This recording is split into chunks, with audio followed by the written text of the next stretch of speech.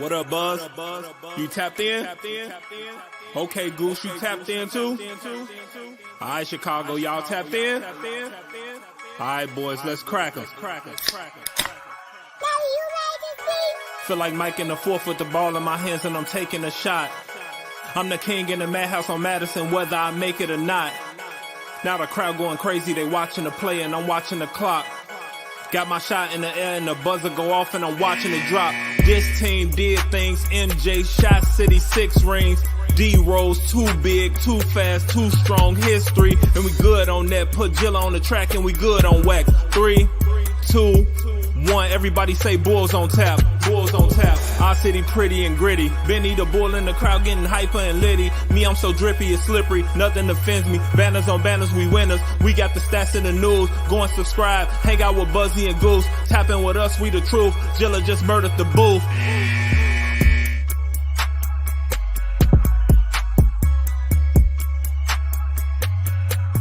Ladies and gentlemen, welcome to Bulls on Tap. I am your boy Buzz. I'm joined by my dude Goose, aka Bulls Scripted. We're here because we haven't been here in a while. I feel like it's time to check in and see how everybody's doing. Most importantly, how are you doing, Goose? I'm not even getting the whole intro thing for On Tap yet. I miss you, man. Don't ask how I'm doing when you now have third child. This is not fair. I mean, I'm about to turn 29 in 2 days, so I'm getting a little old to not have child. But you just had third child, and it really has been that long since we've talked. When logging into StreamYard here, it said July 1st. Yeah, I know. We did a show, and that kind of blew my mind a little bit. It is the off season, other than talking about Drew League and crossover and, these crazy point totals that you see out of guys that'll probably never do that ever. Not that I have scored like 56 points in the last 5 years. So I'm not going to talk. But no, I mean, it's good to see your beautiful face, and thank you, man. It'll be nice to just get back in the flow of this because the season is creeping in on us. Yeah, I know, man. And I'm super fucking excited. And before I get into my whole spiel about bearing children and having 3 of them, everybody be sure to go to OnTapSportsNet.com for all your Chicago sports literature and podcasting needs. Following us on Twitter at BullsOnTap, at OnTapSportsNet. Following Goose at BullScripted, me at BuzzOnTap. Anywhere you can listen to podcasts, you can listen to us. 5-star rating and review because that's cool and tough. And that's all I got for this show, really, man. I just want to get into the thick of things here. So I'm just going to get right to it, man. One of the most exciting things I've seen out of this offseason so far is the fact that basically the whole fucking team, outside, I believe, of just Nikola Vucevic and maybe a couple bench guys, went out to California. Vuce was there, too. Oh, Vuce did go to California. Okay. Vuce was there. Okay. But they all went out and played together, and they're spending a lot of time together, enough to the point where Kobe White made comments about that. Saying that he feels very close and with the team, and he's excited for the upcoming season. What was your initial thoughts of seeing that, of all of them getting together? I mean, I'm not going to get overhyped about it. I'm not going to read into it too much. It's nice to see that they're buying into the continuity that the front office is throwing at everybody, that they're accepting it and they're riding with it, and they're, buying into that as much as they can. Obviously, we didn't get Lonzo playing with them because he's still rehabbing. And Dragic, I believe, is going to end up playing in Eurobasket. The Bulls tried to deny him, but he's going to end up out there playing with Luka, which, cool. I mean, not that Dragic has staying power in Chicago to where he's going to be a Luka free agent talking point. Maybe he'll draw Luka here to the Bulls. No, I was kidding. Yeah. That'd be sweet, though. And Giannis is going to come. We're going to have Luka and Giannis by the end of DeMar and Vucevic's window. Don't worry about it, Bulls fans. No, I mean, there's exciting things still going on. I mean, we had Jaylen Terry. I already referenced it. Dropped 56 points in the crossover. He showed up in the Drew League, too, and did okay. Yeah, I mean, he did all right there. I mean, he did about equal to Pat, which I don't know if that says a lot about Jaylen or less about Pat, but I'm sure we'll get into that. But what is your take on Pat coming in to the offseason? Because for me, this is bigger than a contract year for a top 5 pick. This is do you belong? This is extension season. All your peers are about to be signing $30 million deals, crazy fucking contracts. Are you going to get one? Or are you going to be salty with the Chicago Bulls because they're not offering you one while these other guys are getting paid? And I do think Pat can surprise and maybe warrant a contract that maybe we don't want to see. But what are your thoughts on that going into the year? How big of a year do you think this is for Pat? Oh, I think it's a massive year for Patrick Williams, and almost to where it's not fair either. And what I mean by not fair is, listen, Zach just got paid. He's here. DeMar DeRozan, he's here. Nikola Vucevic, he's here. Realistically, okay, even with Lonzo, and we're assuming everybody's saying Lonzo's going to be healthy, so we'll just see what the fuck happens with that, because we're going to kind of unbag that too. But Pat's not going to get a ton of touches to warrant a crazy contract extension. Let's be honest here. I was encouraged by things that we talked about on this show, at the end of last season that we saw from Pat, the fact that he could, score and become that rhythm scorer, get points down the stretch. We saw him do that a couple times. I really like the fact that he does seem to take his game very seriously by all of his reported off-season workouts. The fact that he was with DeMar, Paul George, he has been in the media a lot. He has, well, at least our bubble of media. He has been working out hard and with a lot of high-profile guys. So I think the biggest thing is in his first year, we saw, him being a little tentative, would you say shy, I guess, in his rookie season. And in his second season, it was kind of taken away from him. It really was. He got fucking hurt. I'm not the biggest Pat guy in the world. I've been honest about that, but he did. He kind of had it taken away from him. The first 5 games wasn't aggressive. We didn't like what we saw.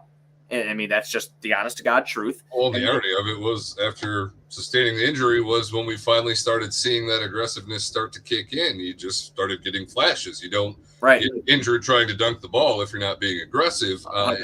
He started trying to apply himself there, and unfortunately it resulted in an injury. Yeah, exactly. So, it's tough with him, man, because you don't know what he's going to be and you don't know what he's worth. And God, it's just like, this is the whole Twitter thing. Now we're going to go into the fucking rabbit hole because we haven't been here. We haven't really talked in a minute either. But it's just like, I don't understand the people. Like, I'm not dying on a hill that Patrick Williams isn't going to be good. I see talent. I see a jump shot. Okay, I see some dribble moves. I see some, he's got handles on him. He can play some defense. I think he could be a good player. I do. I'm not going to die on this hill that it's Project Pat, it's the Paw, it's Kawhi Leonard Jr. and shit. Like, there's no happy fucking medium for that guy anywhere. I just hope he can come in this season, give us anywhere from 12 to 14 points, add 6 boards, maybe 2-3 assists, shoot 48% from the field, and what would you say is fair? 36% from downtown, 37% from downtown on a higher volume of shots. Yeah, I could live with that. And in my mind, that'd be the perfect 4 next to Vooch right there. A guy who can put it on the fucking floor and get past you and get to the rim, or a guy that can hit a spot up jumper. That's what I want to see out of him. If he does that, great. We have a problem solved in house. No, I think defensively is where we really need Pat to shine, assuming Lonzo's healthy, which we didn't get much of Pat and Lonzo together because obviously he was out towards the end of the season, and Pat only played in the beginning of the season for the most part with Zoe. Those are your 2 stopgaps on the defensive end. If you have those 2 guys healthy and they're contributing the way that they can on the defensive end, it makes it possible for you to play Zach LaVine, DeMar DeRozan, and Nikola Vucevic at the same time, because those are 3 offensive heavy star players that you're relying more so on their offensive skills than their defensive skills. Right. And I know we got into it quite a bit last year, even with you being one of the biggest ball boys out there. We had some pretty deep arguments about how much Lonzo's injury really meant to what happened to the Bulls.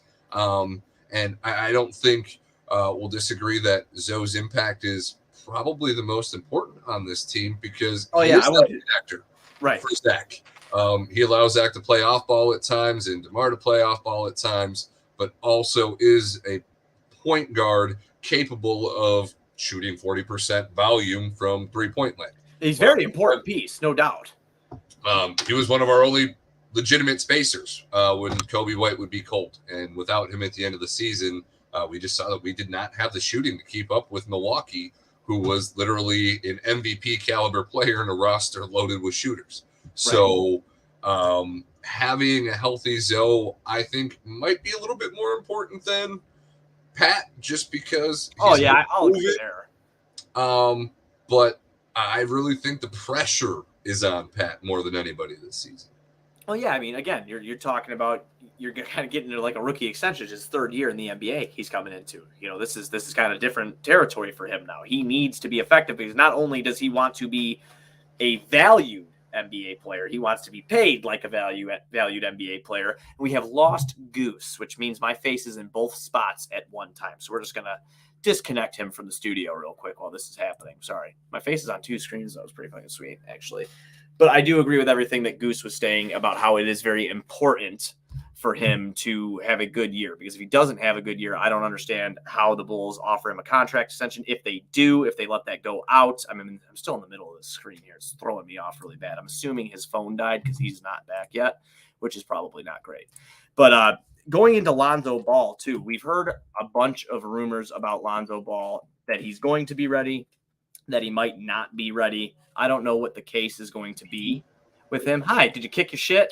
I did. I have monsters. We've been over this like 30 times. I just need a smaller desk or something. I really don't know. I carried it, and I agreed with your points just because you're rejoining us here. I agreed with your point about Patrick Williams being the most important, but then I kind of transitioned over into Lonzo Ball and everything going on with him right now. It's been said that he'll be ready for the season. It's been said that there is not a lot of optimism that he might be ready for the beginning of the season, that this injury is still lingering. As you pointed out at the beginning of the show, he was not with all those guys practicing in LA, as far as we know. Obviously we weren't fucking there, so as far as we know. Well, no, I found AK's comments about the situation a little funny, because it feels like there is a little bit of petty war going back between AK and Lonzo's father, LeVar. Because in the offseason, LeVar he's spoken with David Kaplan and said, so I was going to be in Cali doing, water kind of exercises, kind of criticizing the Bulls training staff and their rehab abilities, and kind of trying to force him to get back to just basketball too quick. And Zoe needs to focus on finishing up rehab in the water and movement and getting used to this, but he'll be ready because, we've got the right plan and I know what's best for my boy, kind of thing. So Jordan Miller killed Tupac. So, I felt AK's comments were a little petty in the sense of, well, we don't really know if Zoe's going to be ready. He's doing his own thing currently. Once we reconnect with him, we'll find out what exactly is going on for preseason and so forth. Well, I'll be 100% honest with you. It's very rare that and you know me, I love LeVar. I've always been a big LeVar guy. I love the Ball brothers. I love all of them. I mean, look at LiAngelo dropping all those points in the Drew League, hitting 3 after 3 after 3 over there. Give me some Jello on the Bulls. I'll take it. I'll take a floor spacer. I really will. I don't give a fuck. Honestly, I'm getting off track here, but a player like that every once in a while is valuable. Okay, he might not be a guy that could play even 12, 13 minutes, but a guy that can come in, maybe hit a couple shots for you, maybe ride that hot hand a little bit. More value than Matt Thomas would have been on the end of the bench. Just even for the morale of the team. And this is season 4. This is season 4 of Bulls on Tap. We left Matt Thomas in season 3. We left him in 3? Yeah, this is the only time I'm allowed to talk about him. I can't say the name again. No, I don't like him. We've talked about this on the show. Every time you bring him up, I think about going to the games this past season. And this guy's a 3-point specialist, and he's doing fucking dribbling drills across the timeline. I'm just like, he wants mid-court. Steph Curry. He's already got the shooting package, man. He's just got to get the dribble package down, and he's on his way. Oh my God.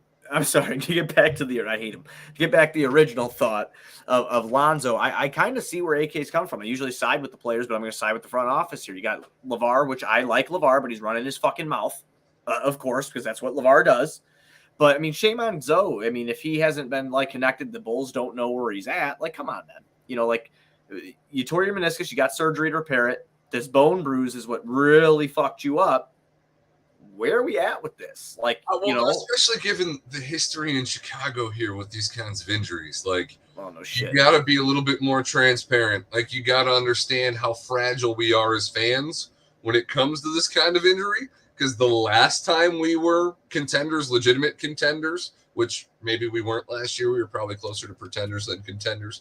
But the last time we were legitimate contenders, this is the kind of stuff we started dealing with that threw everything out of whack.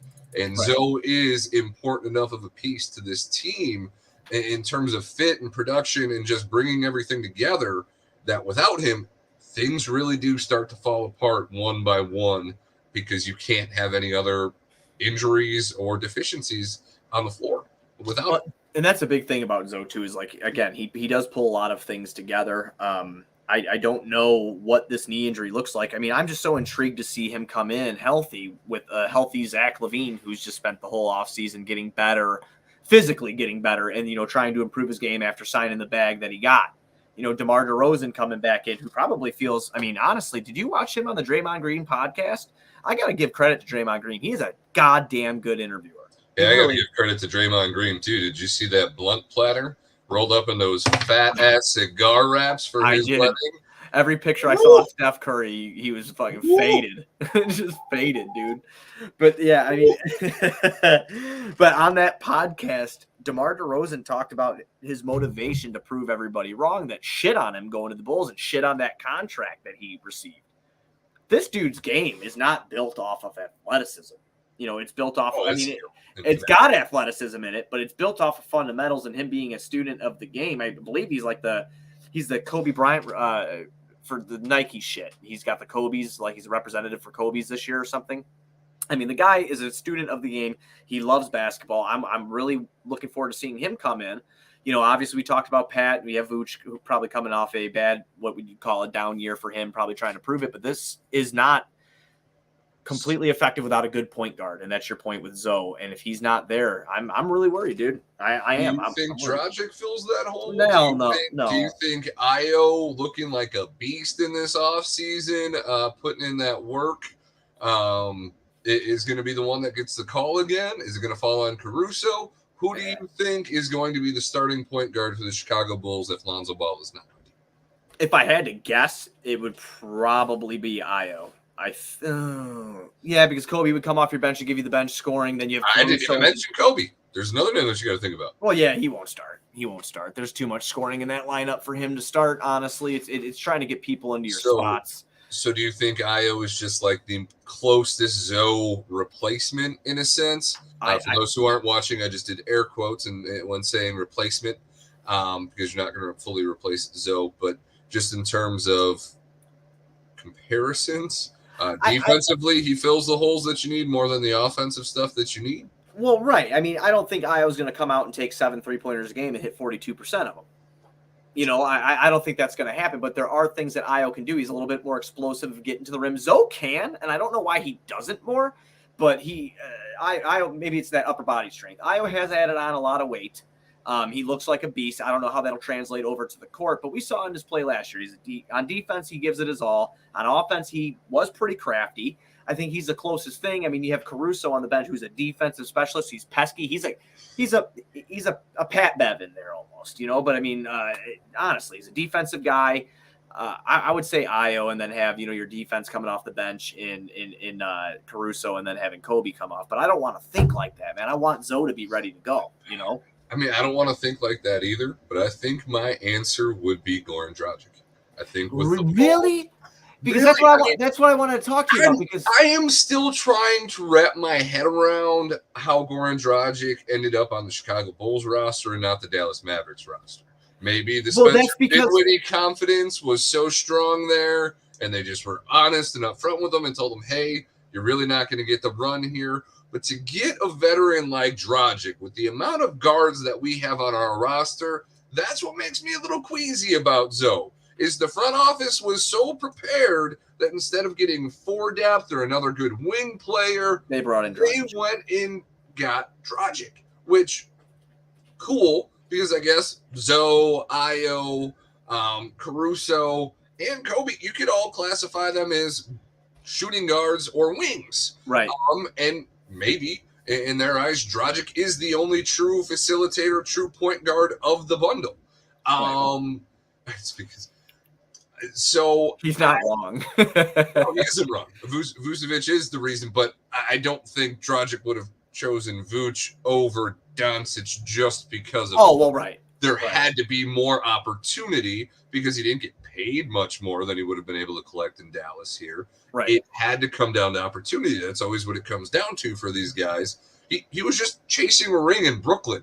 Like, he went from thinking he was going to win a championship last year to now he's playing for the Chicago Bulls. Right. Like, there has to be some kind of communication to this point of his playing time. Well, that's because I wrote the article over on UntapSportsNet.com. I wrote the article when we signed him, and it was stating that he turned down, or what was he? I believe I have to find it, but he turned down the Mavericks job because they didn't think he'd even get he was only going to get like 20 minutes a game or something. That was not what he wanted.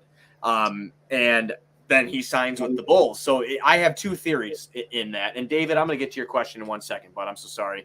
But I have two theories on that. The first theory is Vucevic did play a very big part in being like, hey, man, I think that this is going to be special. We have a history together. Maybe this will turn out to be a championship team. My second theory. You believe in that? Do I believe in that? Yeah. Hell yeah, baby. Let's go. Because I'm not believing that. Like, I would have taken less minutes to go play with Luka Doncic and the Mavericks. I mean, I get what you're I'm saying. a Bulls diehard, but I can put that aside and realize that there's a generational talent over there that's going to give me a better chance. Do I think the Bulls are going to win the ship this year? Yeah, goddamn right. In all seriousness, I don't. If we get Carmelo Anthony, maybe. Yeah. That'd be low key. I'd be okay with that. I know a lot of people. Yeah, I'd be okay with that. My second theory is after he had turned down the Dallas Mavericks proposal towards him, his agent went around, gauged interest in the league in a 37-year-old point guard, and it was non-existent because he's had health issues. He sat out after he got traded to Toronto. He threw a bitch fit about that. There's probably some fucking, character questions that came into play after he did that. So that's what I'm thinking. Those are my two theories. 1 second. David, I have not been on Sox Talk, and I really, really apologize to everybody about that this year. I've only been on like 5 or 6 shows of the White Sox this year. That is because they play very late, and we were in the not that 7 o'clock is late, but they don't end until 10, and I am dying at that point of where we're at. We had to put our kids started sleeping in their own room at our new house, so I had to help be a part of that to help get them to bed. And when I go upstairs, I do not come back downstairs. So that is basically what happened. But I thank you for the support. Check out Steve, Johnny, Tony, Sean, and I pop in every once in a while. But thank you for coming on the Bulls podcast and listening to Goose and I run. If you want to see that beautiful beard, you can always just come see us because he can't get rid of me. Absolutely. we go way back, man. We go like 5-6 years back now. But those are my two theories. I don't know what you think about them, if they're stupid or not. But those are the two theories that I had. I don't really. I mean, I'm sure there was probably a market reality check that no team was going to offer him 20 minutes a game. That most teams either have a all-star caliber point guard or a point guard that they want to develop into that kind of tier of player that Dragic just wasn't going to take minutes from. Especially with Victor Wembanyama. Probably butchered the shit out of that, but everybody knows who I'm talking about. We're bad at names around here. It's all right. We'll figure it out by the time the draft comes around. Not that it'll matter to us, but by the time the draft comes around, I'll have the proper enunciation there. But for now, everybody knows who I'm talking about. There are going to be a lot of teams that just do not care about winning basketball games next year. And Goran Dragic is a player that you'd like to think cares. And I think it's a combination of those things. He saw Chicago as a place that maybe with the track record of their starting point guard there, that's where I have the greatest opportunity to play as much. And that's a totally fair assessment. And I think the same thought process for AK and Mark Eversley, where we battled injuries at the guard position last year. We might as well just go get a depth signing here because we know whether Lonzo's healthy or not and he's prepared to be there. Maybe there's not internal confidence that these guys are going to stay healthy for 82. And I mean, especially recovering from the counter injury that Zoe's playing, he's probably not going to play back-to-backs. He's probably, I'd hate that, man. I mean, I hate it to an extent, but as long as I'm not mad about it. I'm just mad that it's a situation we have to deal with. I'm not mad about preserving himself. No, it was really nice at the start of the year last year when Zach and Zoe were just cooking and it looked like you had 2 All-NBA players and an all-defensive player in Zoe and everything was right in the world, and then shit happened, and you didn't even know what happened with Zoe. Like, it was just so quiet and hush hush, and then out of nowhere, he's out with a meniscus. Like, oh yeah, okay. I mean, it's very odd. I mean, that the whole team battled, especially because we saw Robert Williams, a center, somebody dependent on their athleticism, come back and play in the playoffs for the Celtics. I know, and which was wild. They had the same injury, but that deep bone bruise is what kept Zoe completely. I mean, just out of the league, not out of the league, but out of the spotlight for the team. He was gone. He was rehabbing, trying to get better. Every time they tried to ramp up, it would bother him again. And they didn't put him in the pool. So right. Here we are. Oh my God, here we are. Yep, that pool therapy, LeVar Ball, baby. Let's go. But let's transition a little bit. Okay. We did sign another veteran. Mm-hmm. What is your take on Andre Drummond? Oh, I like that signing. I like the Andre Drummond signing. We talked about it, I believe, in our last show. We talked about it. I'm into it. I think that he's going to come in. We had trouble rebounding at points last year. He's a fucking dog on the boards. I don't know if it was. I have to send you this. I'm going to find it real quick on Twitter and send it to you. But I don't know if this dude is a troll account or if he was for real. But he said like rebounding is like the least important thing, and I was like, but I don't want to be baited because I'm old. I'm 31 now. You know, like, so I'm not fucking hip with the times on what's funny and what's not. So I'm like looking at him like, you stupid bitch. Like, no, it's very important. Like, you know, but I love that. If you watched Bulls basketball, you would know how fucking important. You would know how important finishing a defensive possession is. Yeah. Because it is unbearable to watch your team play solid perimeter defense, force a rebound opportunity, and then watch everybody just forget what their job is. Right. And then you're doing it all over again, and you're scrambling, and you're giving up a wide open three. Right. Rebounding is important. It is very important. And as much as I believe that half of DeAndre Drummond's rebounds should not count, or Andre Drummond rather, I don't, because he just does that. I missed. Haha, I got a rebound. I made it. Haha. Right. Just doubling up, stat pad in there. Hell yeah, baby. That's how you get paid. He can finish a possession. He can secure the rebound for you. And I do think that is a facet that this team did not have. I really hope we don't see much of Billy trying to play him and Vooch together. Yeah, I don't want to see that. Because that'll drive me nuts. We saw that with Tristan Thompson a little bit. And all I can think about is that brick video of warm-ups of him just missing 3-foot bunnies over and over again. Did he get picked up, Goose? I don't think he did. I don't think he has. I believe he's a free agent. Yeah, he's a free agent. He's a free agent. You still have Boogie Cousins. You have a couple other, big man names that I expect to see find. I still can't believe he's not on a team. No, I'm surprised the Nuggets didn't bring him back. Like, he had success there. I thought they did. Yeah, I thought they did, and I thought they would if they didn't. If the tension was building behind the scenes and we just... Montrezl Harrell doesn't have a job right now. Cousins doesn't have a job right now. Montrez, I'm pretty sure, has the thing going on with the weed. And obviously, I'm about to hit a weed pen, so I don't care about weed. But I swear I hate throwing stuff out there without like. I don't like weed. I don't smoke weed. Okay. Well, I'm pretty sure there was something going on there because we all know about Miles Bridges. And why he should never get another NBA contract. Yeah, fuck him. He should be Ray Rice. Because that's not weed. Right. Fuck yeah, he's terrible. But I'm pretty sure Montrez has something going on with that. And that's I didn't. Yeah, I was not aware that he was battling legal issues. But you know what? We were just talking about Montrezl Harrell and Miles Bridges. I know we're kind of shifting here. We're talking about our bench and whatnot. But did you see the rumor of Donovan Mitchell and the Charlotte Hornets being interested in his services? The Hornets? Yes, sir. I tell you something right now.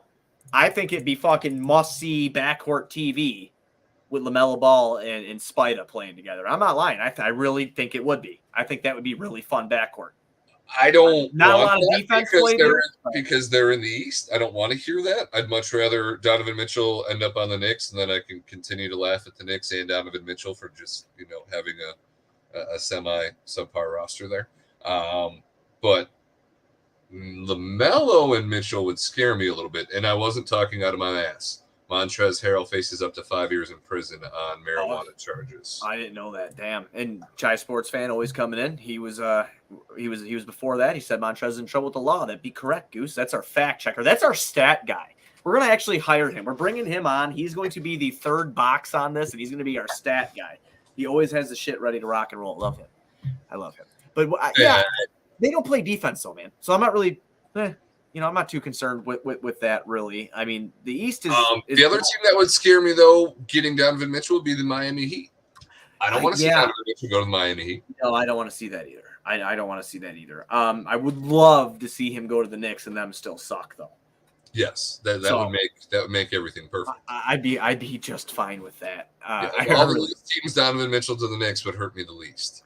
I was kind of glad to see that the Celtics didn't get Kevin Durant. If KD gets traded, I'm really hoping it's to the West. That thing is so odd to me. Like how everything with Brooklyn is going, like what's going down with Brooklyn right now. Like Kevin Durant doesn't want to be there. Then they said that retirement report came out. Then he tweets, "Don't believe what you read," or whatever the fuck he said. Fuck that, I ain't retiring for a long time. Kyrie Irving is out here fucking saying he doesn't want to play for him one day. Then they're great the next day, and he wants to be in Brooklyn and play his game. And I don't get it. See, that's a fucking nightmare. I don't think they actually want to leave. I think they want a different coach and somebody else pulling the strings on the front office. They must not. Confuses me because that says that you didn't like the Ben Simmons deal. Though, for me, those are the three best combination of players in the league on any roster. I agree with that. Ben Simmons is a defensive player of the year candidate every fucking time he drops on the court, and he's a great point forward. And you have the kind of depth there in terms of bench players like Claxton and Joe Harris and Seth Curry. Like, you have people there that, like, what the fuck are you doing? If these guys say that, you know what, we don't trust Steve Nash after last year, and we don't trust Sean Marks anymore, like, we just need fresh, like, we like what we have, we just don't like what's above us, you get rid of what's above them. There's no trade for the future that brings you in the value that gets you this close to sustained contention. Because they want the GM of 2 to 3 years. They want the GM and the head coach, which is Steve Nash, gone. Am I correct on that? So I mean, if I'm the how shitty? Hang out. How shitty would that be if the owner actually came down, fucking had the GM fire Steve? He's tweeted it. He said that I support the coach in the front office. I know, but if he fired them and then that team went on to win a ship, I'd be fucking livid as that GM after building the team. I would be. I'd be livid. I think that's one of those situations, like, most teams pretty much give everybody in the building a ring, even if you've been traded. Like, if you were part of the journey that year. Right. So if they started the season with Nash and then they moved on, like, the trade halt just kind of goes on here because you're never going to get fair value for Kevin Durant. It's just not going to happen. Even if the Raptors were willing to give you Scotty Barnes and whatever draft picks that you wanted, like, the Raptors are cooking. I mean, they've got some good talent over there, man. They've got a lot of solid talent, but none of it's like KD talent, and that's why. No. Like, I'm just saying, if you don't have a Doncic or a Giannis or a KD, I'm not scared of you. You're in the same boat as the Bulls. Then you might just be younger and have a little bit more hope to cling on. What about Jason Tatum? Tatum and Brown, given the way the league is, like, I think wing is the most important position in the league.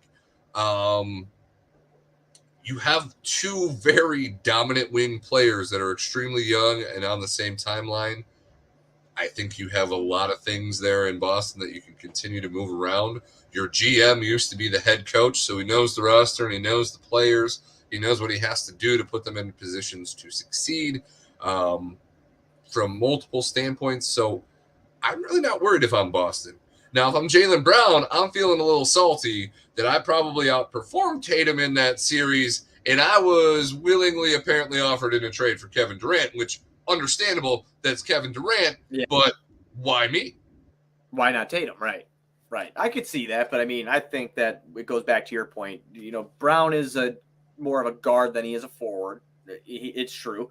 Then you have fucking Tatum, and you pair KD with that dude. Oh man, that'd be fun. I mean, not for me. I'd be pretty miserable, but I mean, for a Boston fan, at the same time, I would be someone to argue that in terms of fit, and I know a lot of people don't believe in that fucking word, Kevin Durant and Jaylen Brown fit better together. Jaylen Brown is more content not needing the ball and not needing to be the dude.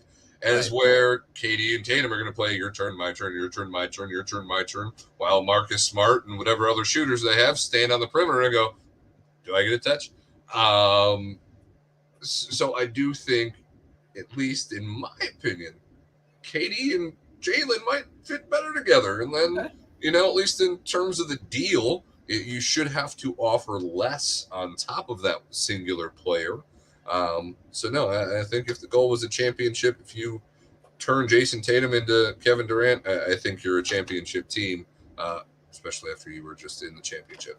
Right, absolutely. I mean, they were, they lost to a Hall of Fame fucking team here, man. Seriously, they lost to the Golden State Warriors. Who would have thought Andrew Wiggins would have been a Finals MVP consideration? Oh, dude. If There's you would have make legitimate arguments on Twitter that he should have gotten the Finals MVP over Stephen Curry. Brother, when he came out in, 2014, I want to say it was the NBA draft, because he went just ahead, if I'm not mistaken, of Jabari Parker. That was I believe that was a 1 and 2 in the 2014 draft. It was Chai Sports Fan, run that for me. It was Wiggins and Parker. When he was coming out of Kansas, I thought Andrew Wiggins was going to be a fucking monster. He showed flashes and flashes and flashes of being a monster. But it's hard to take that value of him when you put him next to Klay Thompson and Steph Curry and what he actually was. So I was right on that draft. Chai Sports Fan got me. It was 2014. Wiggins and Parker. But yeah, I'm not surprised. Wait a second. Speaking of Jabari, yeah, is he still in the league? No. He's not signed anywhere, but he just participated in a pro-am. I was reading about him. And one of the Bulls participated in that pro-am too. Javonte Green participated in it too. But Parker's not in the league right now. But getting back into our Bulls, I know we went on an NBA rant there for a little bit, but we haven't talked to you guys in a while. We haven't talked hoops in a while, and I want to talk a little bit of hoops. I want to look at the first 2 games of the season for the Chicago Bulls. We are opening up the season against the Heat in Miami, and I believe that's October 19th, they said, and then October 22nd will be Saturday, which is the home opener against the Cleveland Cavaliers. It is a tough 2-game start to the season. Miami is, very talented team, obviously, bunch of dogs over there. I ain't scared either. I'm just saying, I'm challenging. And then Cleveland's an up-and-coming young team, and they showed some flashes last year of being a good team. So those are our first 2 matchups. What do you think about it? I think obviously Miami scares me more than Cleveland. As much as I can respect and acknowledge that the Cavs are an up-and-coming team, you're not getting another leap like you got last year out of somebody like Garland. You went from having a rookie point guard to an all-star point guard like that. Right. I don't think that teams are going to be as surprised or unprepared to handle the amount of size that they have on that team. I know they didn't have Colin Sexton at all last year. I think he's the most intriguing free agent left on the board to see where the hell he ends up. I don't think it'll be in Cleveland, but the Cavs don't really scare me. I think Miami out the gate in Miami is a real test to start the season because you're coming off of your vacation and you're going, let's start up in Miami where the party's hot. Like you're just coming off your break. Are you really about business at that point, or are you going to fall into that trap and start the season off on the wrong foot? I do think they have such young talent though in Cleveland where they will gel together in the second season, maybe a little bit better than they even gelled last year. You don't think so at all? Like you think I'm off base? No, I don't know that you're off base. I think obviously you can get internal development from Okoro and Mobley. But I don't think you're going to get the kind of jump that you got out of Garland. Okay. He's still going to be an all-star caliber player. Yeah, no, the mentality of that kid has definitely been proven throughout last season and into the playoffs for them. But they got Lauri Markkanen in the starting lineup. I can't. Oh, here he goes, our buddy. Next year, the Cavs will witness Lowry's leap. Goosey. I would love to see it because I've still got a stack of really, really low-numbered Lauri Markkanen rookie cards.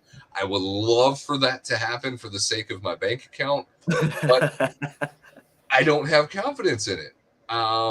And that's from somebody who really watched him for 4 years. Yeah, 4 years. Who watched him for 4 years and really bought into his potential. But I think with somebody like Mobley there, he is just kind of going to fall into the shadows. He's not the guy, and if you get 15 points out of him, you're going to be excited on any given night. I do want to ask you, too, while we're just bullshitting and talking about it for a moment here, what do you think about the Central? I mean, I think we have a fun, intriguing fucking division here with Milwaukee, obviously, how good they are.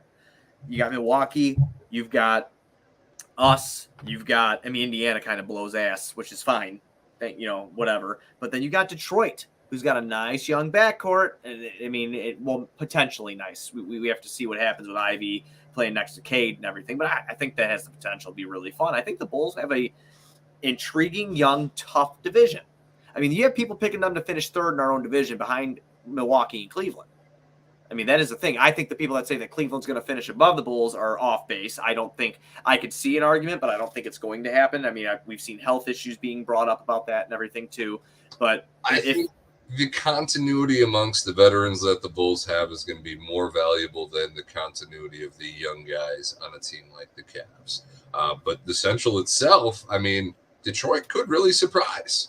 They have a very deep young team. Mm-hmm. Got a few veterans mixed in there.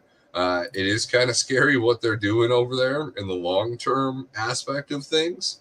And they really could have a surprise season similar to what the Cavs did last year. They could put themselves in the same tier as us behind Milwaukee, which is kind of scary.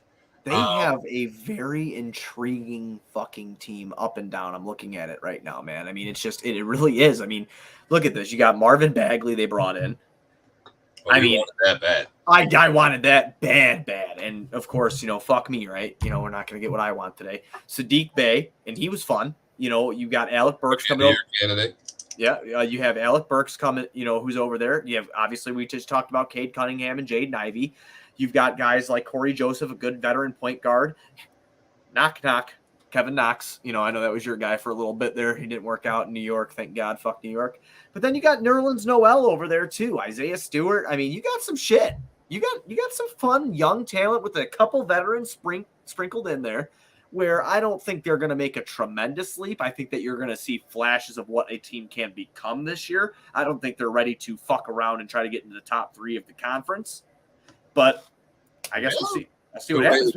If the Bulls are being projected as a play-in team, you can't rule out the fact that Detroit could present themselves as another potential play-in. That is so fucking. And you can't take it lightly. I don't think that the Bulls are a play-in team. I think they're a top fucking 6. Again. Yeah. I mean, I'm not gonna say otherwise. If they're healthy either. But until I know whether or not Zoe's going to be ready to go for the season, and if he's going to have a legitimate season next year, if we're going to get one of the, I'm making $20 million anyway, it doesn't matter if I play or not. I'm going to look at the long-term aspect of my career, which I guess. Cool. Zoe ain't about that life, man. He's a real one. Given the amount of games he's played per season so far in his career, I can't really buy that one too hard, buddy. I'm dying. I will die. You know what would change that? Adding Jello to the roster. Give it a little comfortability. I mean, he's got his UCLA buddy already in Zach. I mean, what else does he need? He's got another fucking California legend in DeMar. He needs a legitimate brother. Well, they're all 3 going to end up on the Bulls. LeVar said that all 3 play together. Hey, and in that same mindset, you're playing the long game. Yeah, that's true. It probably requires you trading Zach LaVine for LaMelo, but if you could have the ball circus and make that come true, man, that would be really if those 3 with like Vooch on a veterans minimum and Patrick Williams just like took over the league, like that would just. I'd be pretty cool with that. I mean, however it happens, I'm cool with it. Yeah, it's probably the most far-fetched route, but we can at least take the baby steps to getting there. Right. I don't think. Especially, I mean, it's unfortunate that I have to present a potential positive with such a negative that we haven't fully touched on with Justin Lewis's it sucks. ACL injury. Chances are the Bulls probably do move on from him and try to refill that 2-way spot because they do want contributions from that spot at some point in the season potentially. Maybe, it's another spot that Jello could have. And at least he's allowed to get on the bus then for 45 games or whatever it is. Hey, man, the way the dude shoots that three ball, and the Bulls didn't shoot bad from three last year. They just didn't take a lot of shots. And I'm not saying LiAngelo. I almost called him LaGello. My bad. I'm not saying LiAngelo's going to come in and going to fucking hit 8 3-pointers a game or anything, or even get on the goddamn court. But it's nice to know that you have somebody that's not completely incompetent on the bench that can actually hit a J. So, last thing. I don't remember if we talked about this or not, because I believe July 1st was the first day of free agency, was it? So we didn't do after Zach got signed. I don't think we were talking about when it was going to happen. Are you cool with the max contract? Bulls Nation seems split down the middle. I don't know how you can be split down the middle without any reports of what potential kind of sign and trade offers may have been on the table. The alternative was upsetting a star player, once again showing that Chicago is unwilling to pay their stars what they're worth. And whether you like it or not, that is what Zach's value around the league was worth. He was getting that money regardless. Obviously, the Bulls were able to pay him a little bit more and offer him the extra year, which he's taking the player option on regardless. I don't know how you can be split down the middle. The alternative of Zach leaving was this team going backwards, unless you wanted to jump into the rebuilding pool after 1 year of legitimate contention.